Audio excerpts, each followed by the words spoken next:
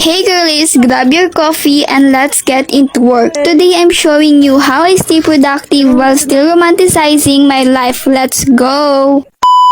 Hi mga ate ko, for today's vlog ay samahan nyo nga ako mag-walking kasama ang aking kaibigan dito sa munisipyo Lubao, Pampanga. Maaga nga pala kami umalis ng kaibigan ko dahil magti-take kami ng 2 hours walking. Matagal na pala tong video na to kaya sobrang dilim pa that time at hindi pa maaga yung pagsikat ng araw. Fast forward na nga mga ate ko, ayan dito na kami sa Lubao, munisipyo Pampanga. At alam nyo ba guys, magpa 5:30 na that time pero tingnan nyo naman sobrang dilim pa. At alam nyo ba na para bang nagpo-walking na lang dahil nagpo-pogi hunting. Uy, hindi. Pero alam nyo ba guys, naging therapy ko na rin yung pag-walking. Paano ba naman minsan nawawala yung stress ko or trip ko lang, di ba? So sa mga oras na to ay malapit na magliwanag. Pero alam nyo ba, mag-aalas 6 pa lang that time. Tapos ang saya pa kasama ng kaibigan ko na para bang gusto na lang mag-walking araw-araw. At ayun nga lang pala ang ating ganap for today's vlog. Thanks for watching!